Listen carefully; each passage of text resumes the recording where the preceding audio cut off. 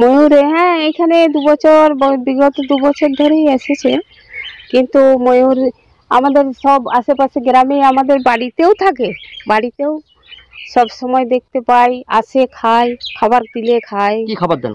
এই চাল গম নানা রকম দেওয়া হয়, হাতে হাতে খায়। হ্যাঁ হ্যাঁ খাই। আর এদিকে ঘোরাও ফেরা করে, বিভিন্ন জায়গা থেকেও সব দেখতেও আসে যে কত সুন্দর লাগছে, আশেপাশে থেকে সবাই দেখতেও আসে, আমরাও ভালোবাসি। এখন দুটোই থাকে, দুটোই দেখতে পাওয়া যায়। হ্যাঁ হ্যাঁ, দুটোই দেখতে পাই। জঙ্গলে কি আরো আছে? হ্যাঁ, জঙ্গলে অনেক আছে, জঙ্গলে অনেক আছে। হ্যাঁ 2 বছর। 2 বছর? হ্যাঁ 2 বছর। কিভাবে? ওই আমাদের বাড়িতে আসে, এই পাশের বাড়িতে খামারে সব সময়ই আসে। খামারে কি খায়? খামারে ওই ধান টান এই যা থাকে সবই খায়। এটা মৌকটা গ্রাম। আচ্ছা, মৌকটা।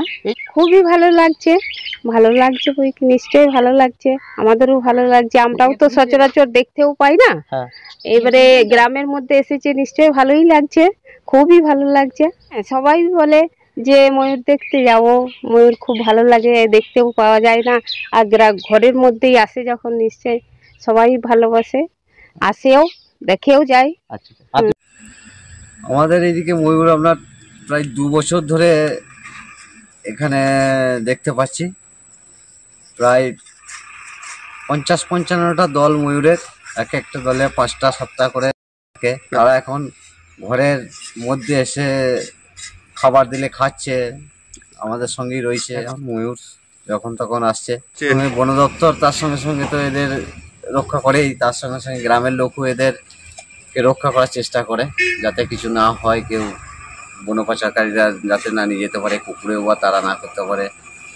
তারা ঘরের আশেপাশেই বেশি থাকছে, খাবার পাচ্ছে বলে, হাতে হাতে খাবার দিলেও খাচ্ছে। তার সঙ্গে সঙ্গে আমাদের আত্মীয়রাও আসছে গ্রামে দেখতে, তারা দেখতে আসছে স্পেশাল করে।